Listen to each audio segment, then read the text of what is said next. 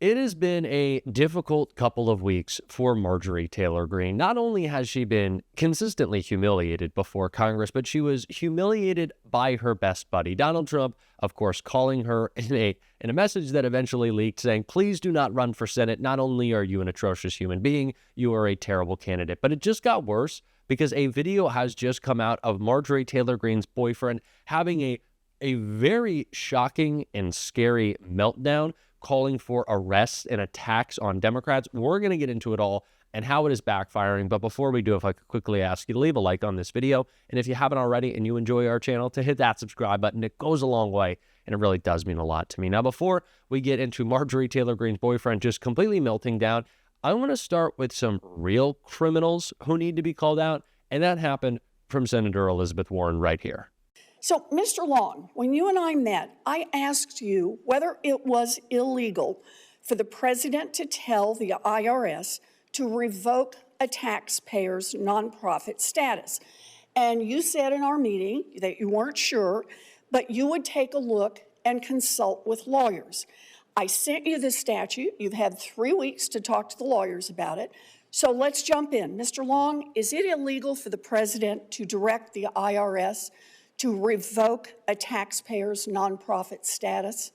In the first place, he wouldn't do that. He's not going to come to me and say that. That's not my question, Mr. Long. Please don't start down this. Are we on section 7212 or 7217? I'm at 26 U.S.C. 7217. Do I need to read it to you?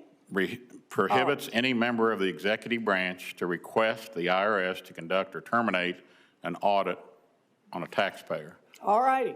So is it illegal? I'm going to follow the law, and if that's the law, yes. Okay, but I want you, that is the law. Yeah. So I just want to be clear. Is it illegal for the President of the United States to instruct the IRS to remove a taxpayer's nonprofit status?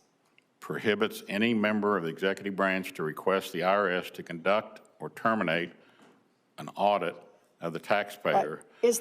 Is that a yes? I'd have to go to the lawyers at the IRS to tell me. No, come on. You just read it. I know, but I don't see the instance that you're speaking about in there. Correct me if I'm wrong, but I don't see. Look, it says it shall be unlawful for any applicable person, which in this case includes the president, to request directly or indirectly any officer or employee of the Internal Revenue Service to conduct or terminate an audit or other investigation of any particular taxpayer. Is it illegal for the president to instruct the IRS to remove nonprofit status from a taxpayer? I'm not going to have the answer that you need, and I apologize, but like I said. Why are you not having the answer? You've had 3 weeks to consult with lawyers. The statute is about as clear as plain English. Well, if I say I'm going to follow the law, why would you need to ask me the question? Well, because I want to make sure that you understand what the law says. If you think follow the law means you just get to make it up on the spot, then, Bud, you don't get to be the IRS commissioner. I said I would. The point here is to follow the law as it is written, and I'm asking what I think is a pretty simple question. Can the President of the United States legally tell the IRS to change someone's nonprofit status? I'm not able to answer. You can't read these words and tell what those words say? I can read the statute, and I did. All right, then tell me what they mean. What does it mean to say that a person, an applicable person here, that's the president, right? Yes. All right. All right. Cannot directly or indirectly, right, tell any officer or employee, that would be you, of the Internal Revenue Service to conduct or terminate an audit or other investigation of any particular taxpayer. What part do you not understand here? Donald Trump ran a victim complex presidential campaign in which he exclusively talked about how the Justice Department or the federal government at large, the judicial system, was being weaponized against him. But now he's trying to weaponize every part of the federal government to go after his political opponents.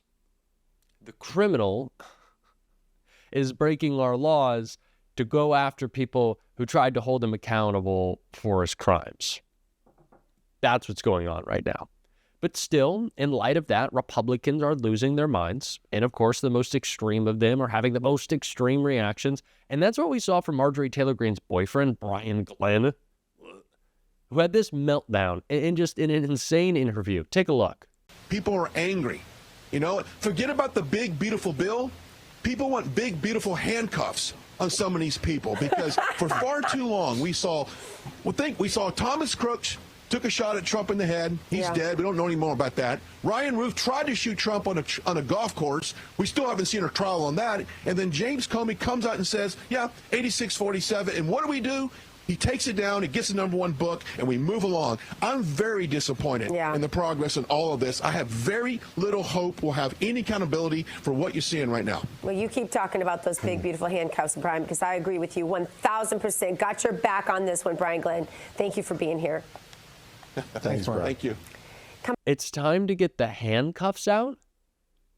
First of all, I don't want to know what you and Marjorie Taylor Greene do. I'm sorry if I put that image in your head. I take that back, even though it's a little funny. But we're getting the handcuffs out for who?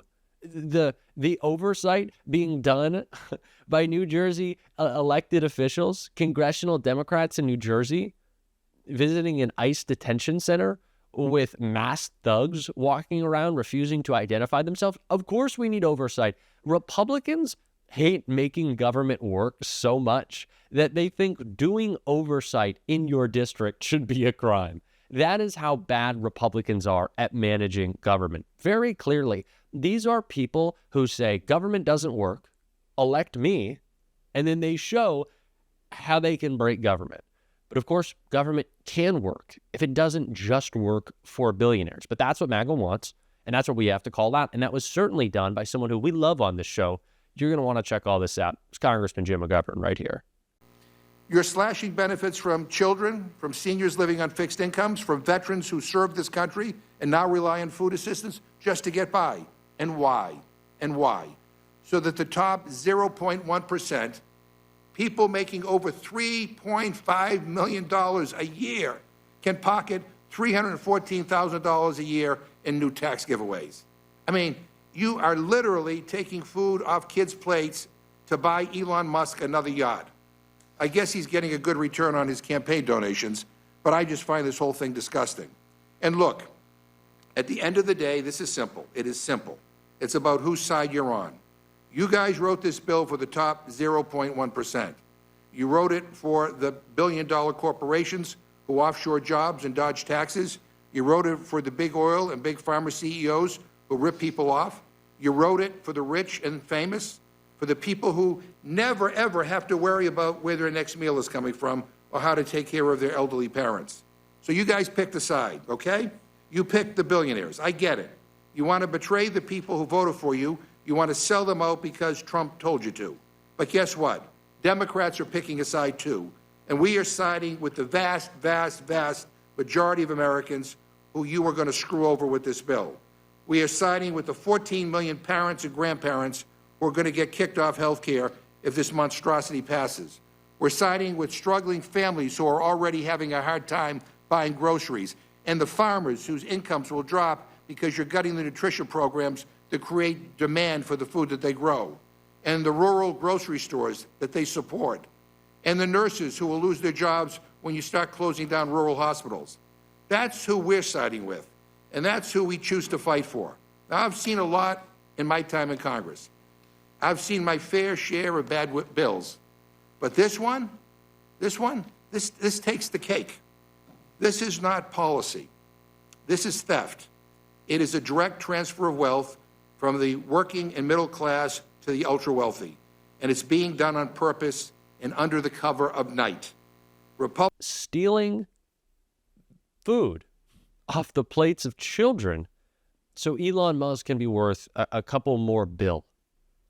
Well, we talked about this in a previous episode. The peanut formula, those little peanut pouches that are distributed all across the world to keep children from starving that have been cut off by USAID, how much money is that saving?